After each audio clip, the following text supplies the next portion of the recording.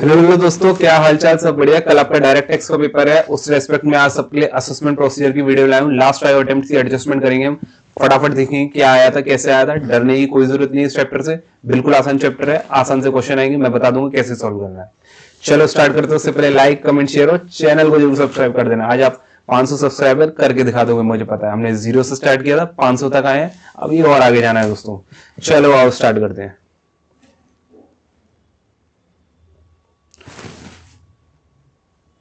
Last 5 attempts की assessment procedure की adjustment. Sir इसकी कलर कोड क्या है? ब्लू कलर में क्वेश्चन है, ग्रीन कलर में प्रोविजन है, ऑरेंज कलर में आपका इस केस के रेस्पेक्ट में क्या आंसर होना चाहिए। आपको शायद इसमें अलग दिख रहा हो वीडियो में, जब आप लेकिन पीडीएफ देखोगे टेलीग्राम पे तो सेम मिलेगा आपको सब। ठीक है सर, May 23 का क्वेश्चन कराओ फटाफट। Messrs Risky Construction Private Limited is engaged in the construction of bridges and flyovers. ठीक है, during the previous year 22-23, it made payment to various parties and deducted tax at 1.60 crore. TDS कितना काट लिया? 1.60 करोड़। ठीक है sir. However, the company failed to deposit the said amount. ठीक है, the company is facing financial hardship। ये TDS काट लिया लेकिन वो जमा नहीं करा पाए। क्यों? क्योंकि सर उसे फाइनेंशियल हार्डशिप हो रही थी, पैसा नहीं था उनके पास जमा कराने को। Since a large money has been stuck up with the debtors, जिससे पैसा मिलना था वो नहीं मिला, and also in the form of tax refunds. IT department ने रिफंड नहीं दिया। एक तो डेटर्स और रिफंड की वजह से पैसा रुका हुआ था, इस वजह से वो टीडीएस जमा नहीं करा पाए। अब आगे देखते क्या बोलता है। It is further submitted that in spite of financial crisis, the company suo motu deposited TDS amount along with interest। वो कह रहे हैं हमारी दिक्कतों के बाद भी हमने तुम्हारी मदद करी डिपार्टमेंट, हमने तुम्हें जमा करा देती टीडीएस भी और तुम्हारी इंटरेस्ट भी लो, इंटरेस्ट भी लो तुम अपनी।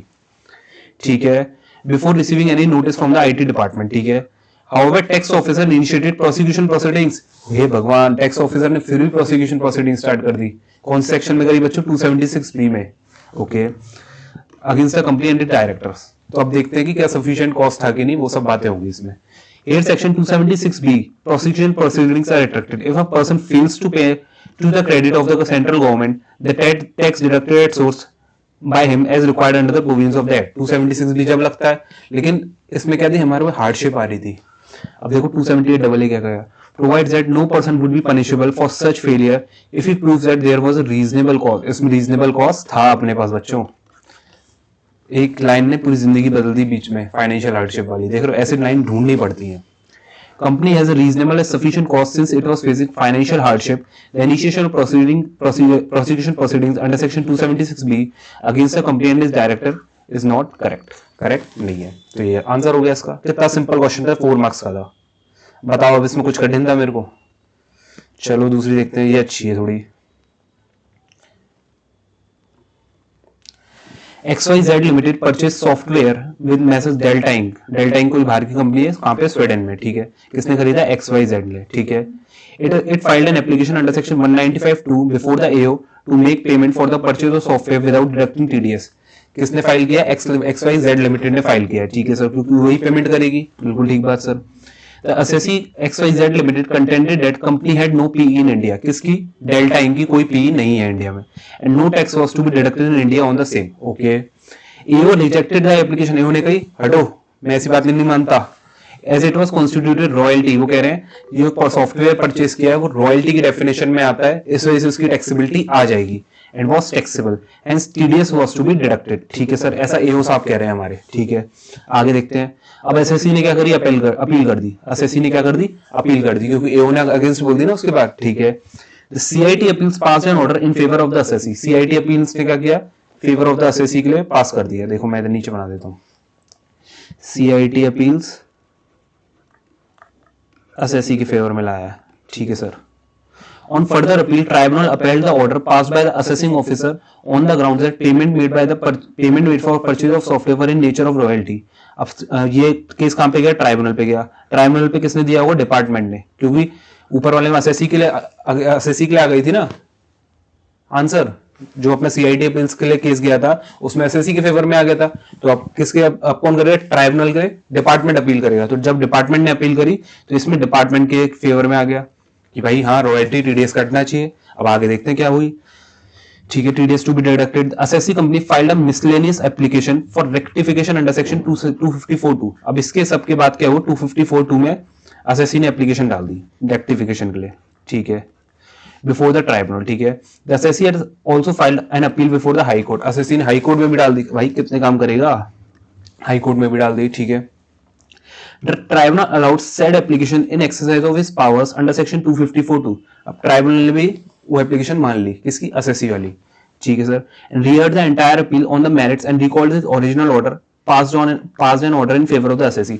ट्राइब्यूनल 254 में चेक करी एप्लीकेशन, जो उसने पहला ऑर्डर दिया था उसके अगेंस्ट में अब सही ऑर्डर पास करके मान लिया एप्लीकेशन सही है, असेसी के फेवर में दे दिया ऑर्डर, ठीक है। Thereafter, the writ petition filed by the assessee with respect with High Court was also withdrawn। अब ये जो हाई कोर्ट को दी थी रिट पिटीशन, यहाँ पे अपील लिखा हुआ बट आएगा क्या, रिट पिटीशन, ठीक है सर, was also withdrawn। अब वो पूछे इस ट्राइब्यूनल जस्टिफाइड इन रिकॉलिंग इस ओरिजिनल ऑर्डर, ये जो ओरिजिनल ऑर्डर डिपार्टमेंट ने पास किया था और जो 254(2) में उनने सही कर दिया था, बाद में क्या बोला, सही कर दिया था, क्या ये सही है, क्या ये सही है? अब उसका आंसर हमें देखना है कैसे फ्रेम हुआ है। देखो बच्चों, here section 254(1) empowers the appellate tribunal to pass such order therefore thereon as it thinks fit। उसने जो सोचा उसको डिपार्टमेंट के फेवर में पास कर दिया, ठीक है। After giving both the parties to the appeal an opportunity of being heard. Okay sir, ये समझ आ गया। अंडर सेक्शन 254(2) द appellate tribunal may amend the order। जो उसने ऑर्डर पास किया था, पहले क्या किया था, डिपार्टमेंट के फेवर में, ठीक है sir. Amend the order passed by it under section 254(1) with a view to rectify any mistake apparent from record। अब सोचो दोस्तों, क्या ये मिस्टेक आपको लग रही है apparent from record है? सोचो, क्या ये मिस्टेक आपको लग रही है apparent from record है? ये मिस्टेक apparent from record नहीं है दोस्तों। The power under section 254(2) is limited to rectification of mistake apparent on record। Therefore, the tribunal must restrict itself within those parameter, जो पैरामीटर बता रखे उसी में ही apparent from record में हो। ये recalling the order is not apparent from record दोस्तों। अपने पुराने ऑर्डर को वापस बुलाना कोई apparent from record नहीं है, ठीक है। Order of recalling previous order is not mistake apparent from record। A detailed order was passed by the tribunal upholding the order passed by the AO, ठीक है, while allowing the application under section 254(2) and recalling its earlier order, ठीक है।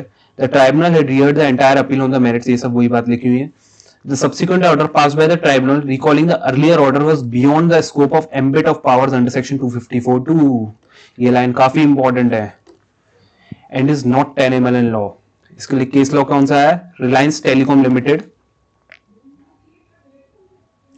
Communications limited, ठीक है। Where the issue came up before the Supreme Court, the above answer is based on the rationale of Supreme Court case law। Supreme court ने जो बोला था, तो simple सी बात, जो फिर से रिहेड किया था अपील को 254(2) में, वो नहीं होना चाहिए था। सीधी सी बात ये है इसका आंसर, क्योंकि हमसे पूछा क्या था क्वेश्चन ने, इस department justified in recalling its original order. Original order department के फेवर में था, उसको रिकॉल किया था, वो चीज के बारे में पूछ रहे हैं, ठीक है दोस्त। सर ये अपना आ गया मई 23 का टाइम, 8 मार्क्स से क्वेश्चन आए थे, 2, एक और आए, ये वाला आया था, ठीक है sir. MPV limited branch office of US company, ठीक है। MPV was in contract research activities and cultivation of parent seeds in India, ठीक है। MPV इंडिया में, ये बात समझ आ गई, मतलब PE है उसकी इंडिया में, ठीक है सर। It had been claiming exemption by treating its entire income as agriculture income. Okay, क्योंकि ये क्या कर रही है, सीड्स वगैरह का कल्टीवेशन कर रही है, और एक क्या है, रिसर्च एक्टिविटी। दो चीजें ध्यान देना क्वेश्चन में, रिसर्च एक्टिविटीज है और प्लांटेशन ऑफ सीड्स है, दो चीजें, ठीक है सर। अपनी किसके लिए एग्जम्पशन क्लेम कर रही है, कल्टीवेशन वाले के लिए, सीड्स वाले पार्ट के लिए। On scrutiny assessment for the period from year 2010 to 2015, the AO treated income as business of MPV। AO treated income as business income and attributed deemed income from research activity holding the assessee company to be PE of MPV। वो बोल रहे हैं agriculture वाले को तो business income मान लिया, और रिसर्च वाली तो तुम्हारी PE इन इंडिया है ही है, तो उसकी वजह से इनकम मान लेंगे हम, ठीक है sir. However, the assessee company disputed the matter। अब एसएससी कंपनी ने क्या किया, मैटर के अगेंस्ट बात कह दी, मैटर के अगेंस्ट मतलब उसके लिए अपील करी, एक टाइप से ये समझ लो।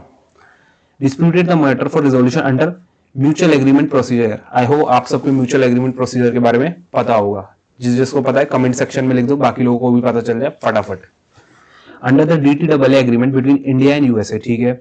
The map was cumulated in the year 2020, ठीक है। The assessment was finalised and taxes along with interest were paid. However, the assessee disputed the amount of interest under section 220 subsection 2 for the period 2015 to 2020. Okay.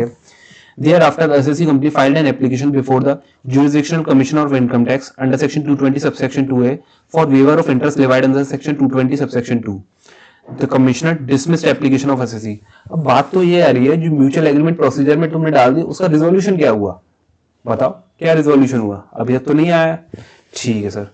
अब देखते हैं, the SSC companies are part of MPV, ये तो हमारे को पता है, a global conglomerate which had in 2020 कितना 94,000 crore in net sales and 2,000 crore at operating profit, the amount paid by it towards interest was 2.5 crore.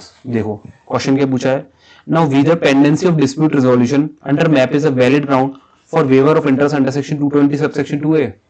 क्या बोला, whether pendency of dispute resolution, जो डिस्प्यूट अभी पेंडिंग था मैप में, under MAP is a valid ground for waiver of interest, क्या interest waive कर देंगे जो 2.5 करोड़ की पे करी थी।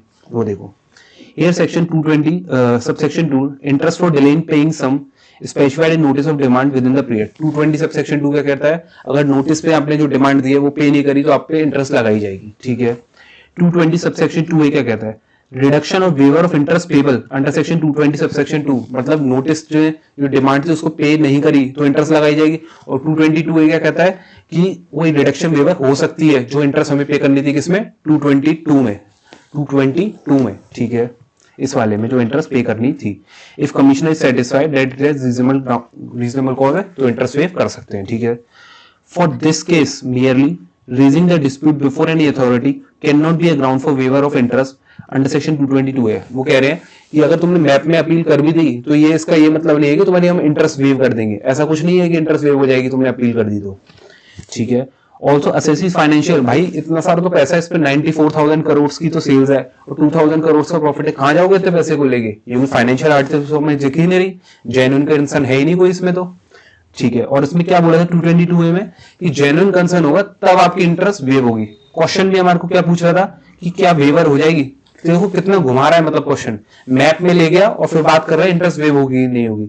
आपको ढूंढना है क्रक्स पॉइंट क्या है, नीचे पढ़ना पहले एडजस्टमेंट में कि पूछना क्या जा रहा है क्वेश्चन, समझ रहे हो, क्वेश्चन पूछना क्या कहना चाह रहा है, फिर उसके बाद केस स्टडी पढ़ना, जैसे मैंने एससीएमपी में भी बताया था, नीचे पढ़ना क्वेश्चन क्या कह रहा है फिर केस पढ़ना, ठीक है sir. Also assessee's financial presents strong background due to which it seems no genuine hardship. देखो मैंने लॉ की भाषा को बिल्कुल आसान करके लिख दिया, आपको इसको पढ़ लेना एक बार दोस्तों, बहुत इंपॉर्टेंट है। Therefore, the Commissioner of Income Tax is justified in rejecting the claim of the SSC। कोई वेवर नहीं होगी दोस्त, चलो ये अपने को समझ आ गया। अब आते हैं अपने नवंबर 22 पे। On scrutiny assessment of Refresh Me Limited, the AO increased the income, ठीक है, and thus passed an order of demand, okay, scrutiny assessment हुई थी, इनकम बढ़ा दी, डिमांड निकाल दी। ACC filed an appeal to CIT appeals, okay, who confirmed the order of AO, उनने भी AO का order को कंफर्म कर लिया, किसने, CIT appeals ने। ACC further appeal to ITAT, पहले AO ने किसको करी, CIT अपील्स, फिर किसको करी, ITAT, ये तो प्रोसीजर होता है, ठीक है। And requested ITAT for the stay of collection of tax which the ITAT provided initially for 180 days which was further ACC ने करी थी, ठीक है, for stay of collection tax which the ITAT provided initially for 180 days which was further extended till 365 days। इसने ITAT से क्या कहा कि मैंने हमें स्टे दे दो 180 डेज के लिए पहले टैक्स से पेमेंट करने से, और फिर उसके बाद 365 डेज के लिए इसको एक्सटेंड भी करा लिया था, ठीक है sir. The ITAT did not dispose of the appeal before the extended for collection of tax, यहां तक इसकी क्या अपील भी डिस्पोज नहीं करी थी ITAT ने, ठीक है सर, ठीक है। Now whether the revenue serving an order of demand citing the reason that the order of stay automatically gets vacated post the expiry of 365 days is correct। वो कह रहे हैं जब तक तुम्हारी स्टे लगाया था क्या उसके बाद तुम्हारी जो ऑर्डर ऑफ अपना ये था स्टे ऑर्डर था डिमांड वाला वो अपने आप ऑटोमेटिकली वैकेट हो जाएगा, ये कहना चाह रहे हैं। 365 डेज खत्म होने पर क्या जो स्टे लगाया था वो ऑटोमेटिकली वैकेट हो जाएगा, ये कहना चाह रहे हैं, ठीक है। Here section 254(2)(a, कौन सा है 254(2)(a) provides where the appeal filed before the ITAT is not disposed of within the period of stay or extended period of stay, मतलब 180 डेज और 365 डेज में अगर आपकी अपील खत्म नहीं हुई, अगर आपकी अपील खत्म नहीं हुई, ठीक है, ठीक है, और extended period of stay granted by the tribunal, the order of stay shall stand vacated after the expiry of 365 days, ये तो नॉर्मल है, 365 डेज के बाद वैसे भी खत्म हो जाता है, ठीक है। Even if the delay in depositing of the even delay in disposing the appeal is not attributable to the SSC, even आपकी अपील खत्म हुई हो या नहीं हुई हो, ठीक है ना, आपका स्टे वैकेट हो जाएगा। For this case as per the provisions of this section stay shall get vacated upon expiry of 365 days even if the default is due to the department itself, ठीक है, उससे कोई फर्क नहीं पड़ता, स्टे अपना वैकेट हो ही जाएगा, ठीक है।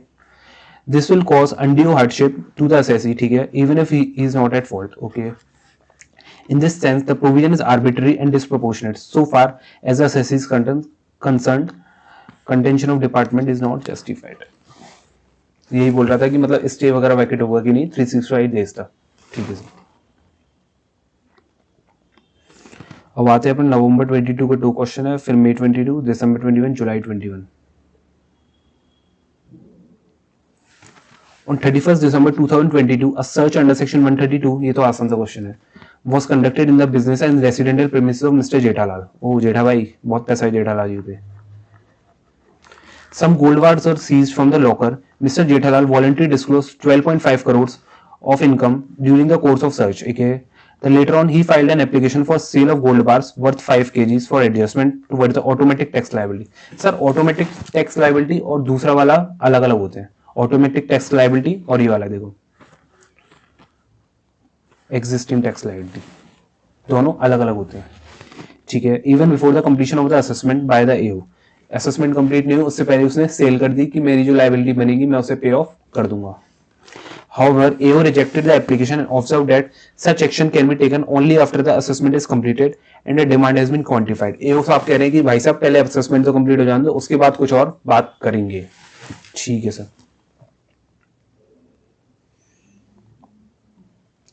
Here section 132B1, an assessee is entitled to make an application to the AO for adjustment of seized asset toward existing tax liability.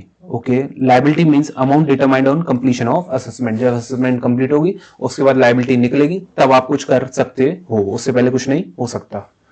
Now for this case, application by the AO is not for the adjustment of any existing tax liability, but towards the automatic tax liability. मतलब completion के बाद जो बनेगी automatic जितना भी होगा तुम पे कर लेना उससे, चाहे कम हो चाहे ज्यादा हो, वो कहना चाह रहा है. Accordingly, the action of assessing officer rejecting the application on the grounds that such action can be taken only after the assessment is completed and the demand of quantification quantified, demand quantified हो जानी चाहिए, उसके बाद ही हम कुछ कर सकते हैं, उससे पहले कुछ नहीं हो सकता. एग्जिस्टिंग टैक्स लायबिलिटी का मतलब पहले से तो मैं बता रखी है, और इसमें तो अभी बता नहीं रखी ना गोल्ड बार्स वाले केस में, इस वजह से कंप्लीशन की बात करी थी, ठीक है sir. On 31st March 2022, P Limited the assessee had an outstanding interest liability of 2 crore. ये तो PGBP में भी आपने किया होगा, बहुत सिंपल है कि इंटरेस्ट को पे करने के लिए तुमने डिबेंचर इश्यू कर दिए, तो वो चीज है. Liability of 2 crores toward loan payable to financial institutions, ठीक है. It issued debentures to the financial institution in lieu of outstanding interest. जो इंटरेस्ट थी उसको पे ऑफ करने के लिए अपने डिबेंचर्स इश्यू कर दिए on 1st July 2022 and deducted the same from the taxable income as payment thereof. The assessing officer, however, rejected the reduction claimed by the assessee by invoking explanation 3C of section 43B. ये तो पता ही है उसमें reduction नहीं मिलती है PGBP में. आपने पीजीबीपी वाली वीडियो नहीं देखी हो, देख लेना दोस्तों, 18 मिनट्स की है, बार बार देख के जाना एग्जाम से पहले, आपको मेरी आवाज सुनते हुए याद आती जाएगी चीजें, ठीक है sir. Discuss the validity of the assessing officer's claim. For this case interest payment by way of debenture is not considered as deduction covered in PGBP. Also interest to bank can be claimed as deduction only on the same when is actually paid 43B में, ठीक है sir. अब आती है अपने मई 22 के adjustment. देखो दोस्तों, mister x filed his return of income for assessment year 23-24 with total income of 10 lakh. 10 lakh के साथ अपनी रिटर्न भर दी मिस्टर एक्स साहब ने. ऑन स्क्रूटनी असेसमेंट, अब उनका केस किस में लग गया, स्क्रूटनी में लग गया. And addition of 4 lakh was made by the AO on account of disallowances. 4 lakh की एओ ने क्या कर दी, एडजस्टमेंट कर दी, ठीक है. ऑफ सर्टेन एक्सपेंसेस को डिसअलाउ कर दिया, इनकम को इंक्रीज कर दिया. During the course of the assessment proceedings, Mr. X found that he erroneously failed to claim the set off of brought forward losses under section 72. ये बाद में SSC को लगा कि यार उसने तो जो सेट ऑफ लेना चाहिए था वो तो लिया ही नहीं था रिटर्न में, ठीक है. By the time error was discovered by Mr. X, the time limit for filing revised return has also expired. Mr. X approached the AO to allow the set off of brought forward losses. वो कह रहा है कि एओ के साथ अभी scrutiny में case चल रहा है, तो उसने कहा कि चलो यार एओ को ही बोल देता हूं मैं कि मेरा सेट ऑफ कर दे लॉस का, जो हमारा पेंडिंग लॉस पड़ा था, जो हमने सेट ऑफ नहीं किया था. तो क्या ये हो सकता है? उसने क्या किया, असेसी ने एक खत लिख दी किसको, एओ को. खत लिख दी किसको, एओ को. एओ बहुत बढ़िया आदमी था इस वजह से, ठीक है. Whether the assessing officer bound to accept the request to Mr. X, क्या एओ एक्सेप्ट कर लेगा? एओ को अगर तो एक्सेप्ट है, नहीं तो नहीं है, ठीक है ना. Here, Supreme Court in case of Godse India Limited had that claim can be made only through a revised return. केवल ये कैसे हो सकता है, रिवाइज रिटर्न के, ठीक है, not through a letter, AO can not entertain such claim made by the SSC, केवल रिवाइज रिटर्न से ही सेट ऑफ मिलेगा, कोई लेटर वेटर से कुछ नहीं होता, चाहे तुम कितने भी प्यारे खत लिख दो, कुछ नहीं होगा दोस्त। ठीक है सर, May 22 का ये वाला करा दिया आपने। अब देखो अगला, On 14/10/2022, a search under section 132 was conducted in the premises of Mr. Sahil. साहिल साहब के यहाँ सर्च हो गई 132 में, ठीक है sir. On verification, a sum of 20 crores was found in the bank account of the SSC. इनके अकाउंट में, बैंक अकाउंट में 20 करोड़ रुपए प्राप्त हुए, बिल्कुल ठीक बात sir. The AO added such sum as unexplained cash credit under section 68. AO ने कहा ये तो भाई तुम इसका कोई एक्सप्लेनेशन वगैरह नहीं दे पा रहे, मैं तो इसको अनएक्सप्लेन्ड इनकम मान लूंगा। On appeal, the assessee declared that the sum was received from Mr. Shekhar, इनको शेखर भाई से वो कह रहे हैं कि शेखर भाई से पैसा मिला था, ये जितना भी था 20 करोड़ रुपए। On one of his close friends, ठीक है, Mr. Shekhar agreed to have transferred such amount to the account of the assessee. वो कह रहे हैं कि मिस्टर शेखर साहब भी कह रहे हैं कि भैया ये हमने मिस्टर साहिल को ट्रांसफर की थी। However, AO is of the view that since Mr. Shekhar is unable to explain the source of his sum, मतलब उसने कहां से कमाया, क्या उसने कहां से कमाया, किसने, मिस्टर शेखर ने, would be treated as an unexplained cash credit in the hands of the assessee. Whether the claim of the AO is justified. अब बताओ AO साहब सही कह रहे हैं कि नहीं कहना चाह रहे। Here section 68 provides that any sum found credited in the books of the assessee, किसके, मिस्टर साहिल के, and where the assessee does not offer explanation about the nature and source, then such sum shall be chargeable to tax. वो कह रहे हैं अगर तुम नहीं बता पाते तो हम chargeable to tax कर देंगे। As per the first proviso of section 68, section 68 का जो first proviso क्या बोलता है देखो, provides that any sum credited in accounts consisting of loan borrowing or any such amount, कोई भी amount हो मतलब, then any explanation offered shall not be deemed to be satisfactory. कब तक वो satisfactory नहीं माना जाएगा, क्या कोई explanation दी, कब तक, the person to whom the amount is credited also offer the explanation. मतलब मिस्टर शेखर साहब ने भी explanation देनी है कि उनके पास कहाँ से आया, तब जाके नहीं माना जाएगा क्या, कि वो अपना उसमें क्या कहते हैं ये वाला सेटिस्फैक्ट्री नहीं है। अगर शेखर साहब ने सही बोल दिया तो सेटिस्फैक्ट्री मान लेंगे, नहीं तो सेटिस्फैक्ट्री नहीं है, इनकम बना देंगे 68 के लिए। ठीक है sir, such explanation found to be satisfactory of AO, अगर सेटिस्फैक्शन है और शेखर ने भी सही से बता दिया तो हम मान लेंगे क्या कि 68 के लिए इनकम नहीं है, नहीं तो मान लिया जाएगा कि 68 में तुम्हारी कैश क्रेडिट है। For this case Mr Sahil has to prove the identity of the creditor Mr. Shekhar, ठीक है। In this case, the capacity of the creditor to advance money and finally the genuineness of the transaction, ठीक है। Mere confirmation of Mr. Shekhar will not suffice. अच्छे से बतानी पड़ेगी mister Shekhar साहब को कि उनके पास कहाँ से आया, केवल ये बोल देंगे कि Mr Shekhar agree to have transfer, उसने पैसा ट्रांसफर किया, ये नहीं, उसके पास कहाँ से आया ये बताना है। ठीक है सर, क्रक्स हमारे को समझेगा उसके पास कहाँ से आया। ये तो मैंने लॉ की लैंग्वेज लिख दी है, इसमें थोड़ी सी आपको बताने के लिए कैसे होती है, बट आप इसको अपने वर्ड्स में भी लिख सकते हो। Accordingly, action of the AO in bringing the tax unexplained cash credit in the hands of Mr. Sahil is correct. बिल्कुल सही बात है, बता ही नहीं पाए वो। Since his friend Mr. Shekhar, from whom he received 20 crores, which was found in credited in his books, ठीक है, in his books मतलब बैंक अकाउंट में, is unable to explain the source of his sum in his hand. उसके पास कहाँ से आया वो नहीं बता पाया। ठीक है सर, दिसंबर 21 का देखते हैं, फिर उसके बाद जुलाई 21। Nikhil, an individual, for assessment year 22-23, in return of income declared income of 80,000 from short-term capital gain on sale of shares and paid tax thereon 15%. ठीक है सर, 80,000 का पैसा था, शॉर्ट टर्म कैपिटल गेन 15% का टैक्स पे कर दिया, खत्म कर दिया। The AO issued intimation, क्या करी है, इंटीमेशन, याद रखना दोस्तों, इंटीमेशन अंडर सेक्शन 143, ठीक है, and accepting the return of income but however levied tax at 30% of such income, किस पे 80,000 पे कितना टैक्स लगाया उन्होंने, 30% टैक्स लगाया, क्यों लगाया अभी पता चल जाएगी। The assessee filed an application under section 154 claiming that he erroneously offered to tax the gains arising on sale of shares as short term capital gain or instead of long term capital gain। अब निखिल साहब के बोल रहे भैया मैंने तो गलती से तुम्हें शॉर्ट टर्म बता दी, होनी चाहिए लॉन्ग टर्म चाहिए थी और एग्जाम्पशन होनी चाहिए थी, क्योंकि मन लगता है एग्जाम्प्ट होती है ना income long term capital gain में, इस वजह से। वो तो कह रहे हैं ईओ साहब ने तो क्या किया कि तुम्हें 143(1) का लगा के 30%, वो निखिल तो कुछ और भी बात कह रहा है, नहीं भाई ये तो लॉन्ग टर्म कैपिटल गेन होनी चाहिए थी। ठीक है, which are exempt from tax. AO passed a rectification order allowing relief in part by computing tax at the 50%, but refused to grant the refund on the ground that it was not claimed in the return of income furnished and the issue was beyond the ambit of section 154. अब एओ साहब ने क्या किया, मान लिया कि चलो भाई तुम 15% कह रहे हो, 15% मान लेता हूँ, लेकिन मैं इसको एग्जाम्प्ट नहीं करूंगा, इसको मैं एग्जाम्प्ट नहीं करूंगा क्योंकि 154 के दायरे से बाहर है, ये पहले सब होना चाहिए था, ठीक है. Thereafter the SSC furnished a revised petition under section 264 which was rejected by the commission as 154 is limited and had to be strictly based on the return of income furnished and that the intimation under section 143(1) was not an order not accessible under revisionary jurisdiction. अब ये बात तो हमें पता है कि 264 में क्या होता है, कोई ऑर्डर, क्या ऑर्डर ऑफ एओ को सही कर सकते हैं, क्या कर सकते हैं, ऑर्डर ऑफ एओ को सही कर सकते हैं, और 143 कोई ऑर्डर नहीं होता, इंटीमेशन है, केवल क्या है, इंटीमेशन. हमेशा याद रखना, intimation not an order of AO. Is intimation under section 143(1) can be considered for revision by commission under section 264. क्या 264 revision हो सकता है? नहीं हो सकता.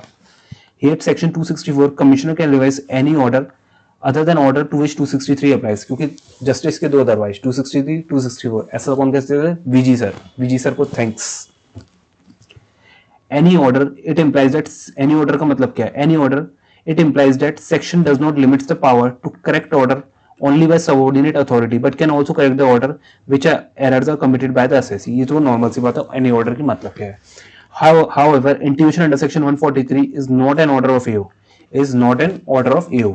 Therefore, CIT under section 264 cannot revise the intimation. अगर ये intimation order of AO की होती, intimation तो नहीं, मतलब order of AO होता तो वो सही हो सकता था, क्योंकि इसमें intimation थी, इस वजह से order सही नहीं हो सकता. ठीक है सर, ये वाला आपने करा दिया, इसमें हमारे को समझ आ गया कि इंटीमेशन कंसीडर नहीं होती है.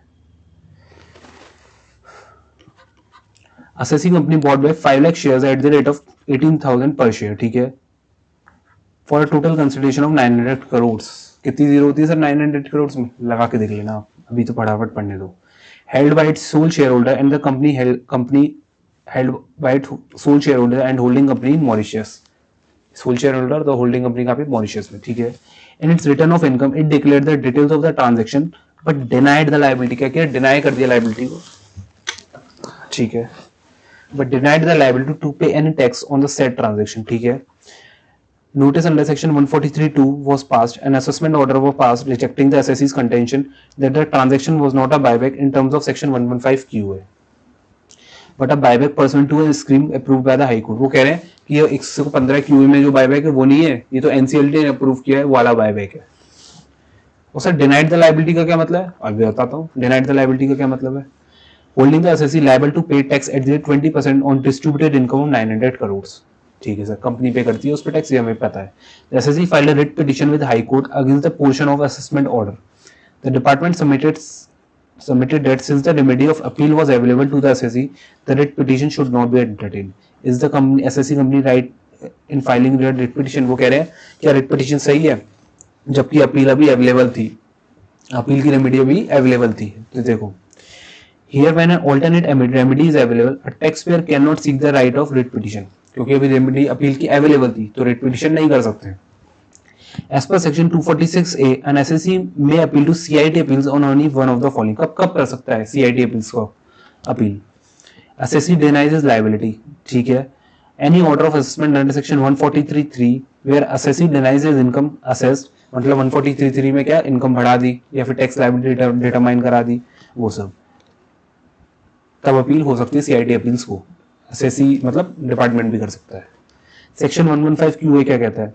Where shares are bought back at a higher price than the price at which the shares are issued, then balance will be treated as distribution of income to shareholder and tax at the 20% is payable by company.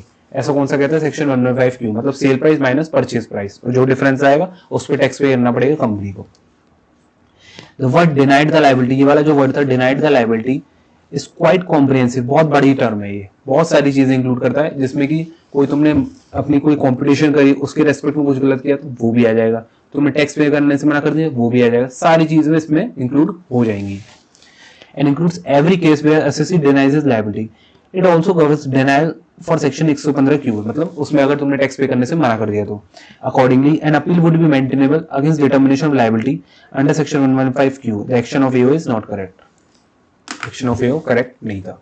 क्यों नहीं था? क्योंकि उसने deny कर दी थी liability को पे करने, और डिनाई ऑफ लाइबिलिटी क्या कॉम्प्रिहेंसिव टर्म है, सब चीज इसमें इंक्लूड होती है। ठीक है सर, और अभी तो अपील की अवेलेबल थी तो रिट पिटीशन कर ही नहीं सकता, वही वाली बात थी इसमें, इजी सा क्वेश्चन था। अब आते हैं अपने जुलाई 21 के 2 रह गए अपने।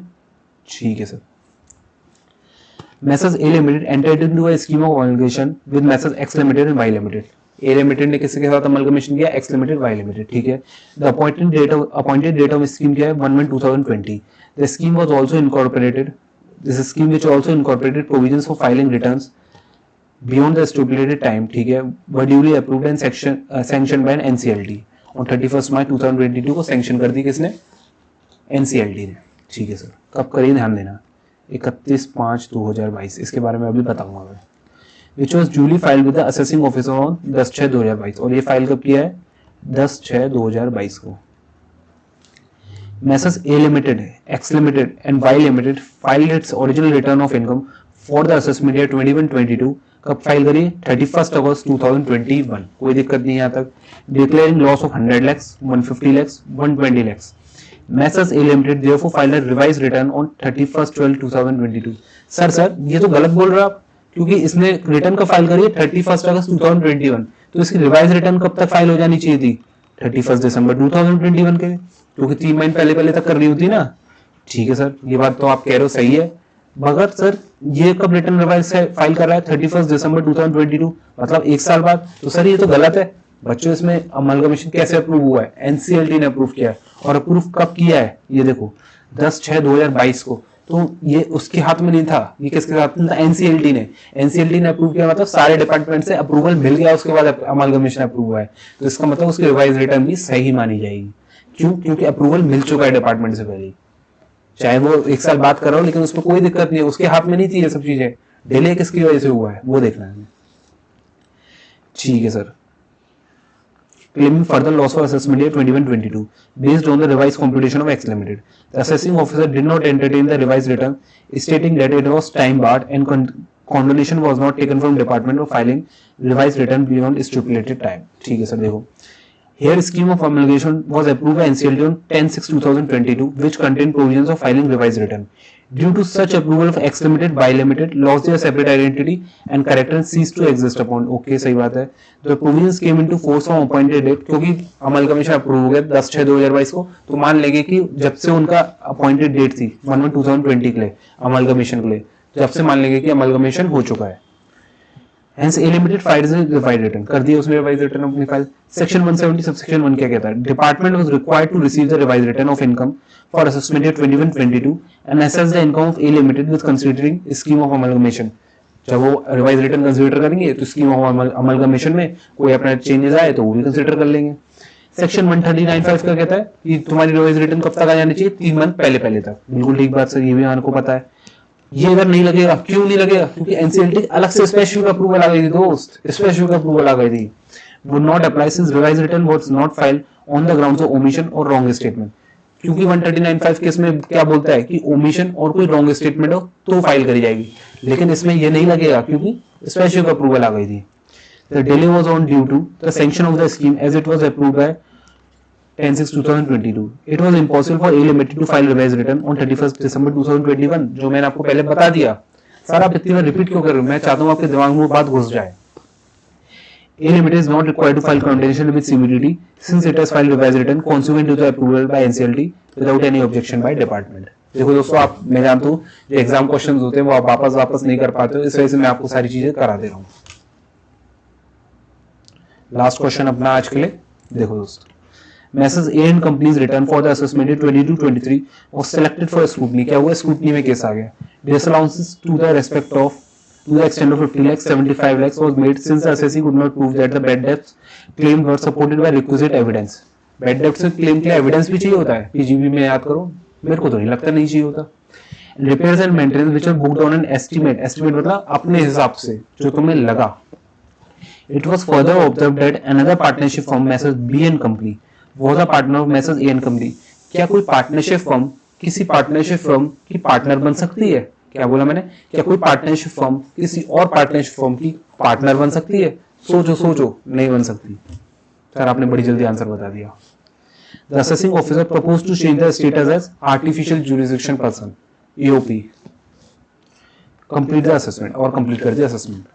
नहीं, एओपी में क्या है, association of person, sorry association of person. Discuss with the proposal of assessing officer to change the status as AOP is correct and, वो बोल रहे हैं एओपी जो कंसीडर करी सही है, सही है दोस्त, क्योंकि पार्टनरशिप फर्म कभी भी किसी और पार्टनरशिप में पार्टनर नहीं बन सकते, क्योंकि इसकी क्या सेपरेट लीगल एंटिटी नहीं होती। क्या बोला, सेपरेट लीगल एंटिटी नहीं होती, उसके पास राइट्स नहीं होते, किसके पास, फर्म के पास, जो पार्टनर के पास होते हैं अगर वो पार्टनर फर्म में पार्टनर बनता है, इस वजह से।